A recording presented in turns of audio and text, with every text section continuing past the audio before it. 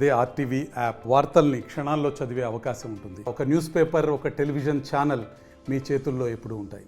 ఒక చీపురు కట్ట కోసం ప్రధాన ఉపాధ్యాయుడికి విద్యార్థుల మధ్య ఆ స్కూల్లో వివాదం తలెత్తింది. ఈ ఉదంతం ఆమ్దాలవలస మండలం వెదుర్లవలస జిల్లా పరిషత్ హై స్కూల్లో చోటు చేసుకుంది. ఆ పాఠశాలలో చదువుతున్నటువంటి పూర్వ విద్యార్థులు అక్కడ ఆత్మీయ కలయిక ఏర్పాటు చేసుకున్నారు. ఈ విషయంపై అక్కడికి వెళ్ళి ఆ పాఠశాల ప్రాంగణంతో పాటు తరగతి గదులను శుభ్రం చేసేందుకు ప్రధానోపాధ్యాయుడికి చీపురు కావాలని అడగడం జరిగింది. కాకపోతే మీరు శుద్ధి చేయాలనుకుంటే తమ వెంటే చీపురు తెచ్చుకోవాలి, కానీ ఇక్కడ లేదని ఆ పూర్వ విద్యార్థికి ప్రధాన ఉపాధ్యాయుడైనటువంటి ఎవరైతే బురుమూరి ఈశ్వరరావు స్పష్టం చేశారు.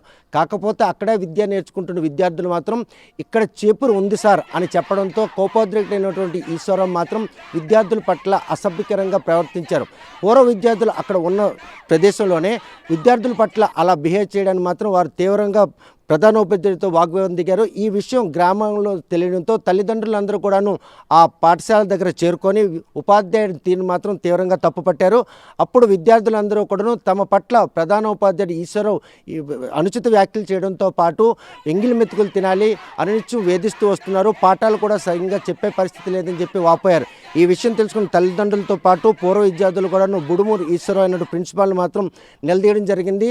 ఉధృత వాతావరణం నెలకొన్న నేపథ్యంలో విద్యా కమిటీ చైర్మన్ మాత్రం పోలీసులకు సమాచారం ఇచ్చారు. పోలీసులు ఉటావుట్న అక్కడ చేరుకోవడంతో పోలీసులు విద్యా కమిటీ చైర్మన్ సమక్షంలో ఈశ్వరరావు ప్రిన్సిపాల్ మాత్రం పూర్తిగా ఆయన వైఖరిని మార్చుకోవాలి, పూర్వ విద్యార్థుల ఆత్మీయ కలయిక కోసం ఆ పాఠశాలను పరిసర ప్రాంతాలని శుద్ధి చేసేందుకు కేవలం ఈ చీపురు కట్ట అడిగితే లేదన్నటువంటి ఆ ప్రధానోపాధ్యాయ తీరు మాత్రం విద్యార్థుల పట్ల తీవ్రంగా బాధించింది. విద్యార్థులందరినూ అన్నిత్యం వేధిస్తూ వస్తున్నారు, సరిగ్గా పాఠాలు చెప్పే పరిస్థితి లేదు సరి కదా.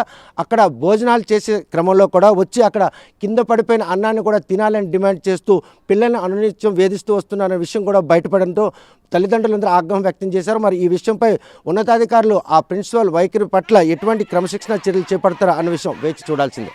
వీడియో జర్నలిస్ట్ రామకృష్ణతో సత్యం, ఆర్టీవీ శ్రీకాకుళం. మరిన్ని వీడియోస్ కోసం ఛానల్ ని సబ్స్క్రైబ్ చేయండి, లేటెస్ట్ అప్డేట్స్ కోసం వాట్సాప్ ఛానల్ ని ఫాలో చేయండి అండ్ లింక్ డిస్క్రిప్షన్ లో ఉంది.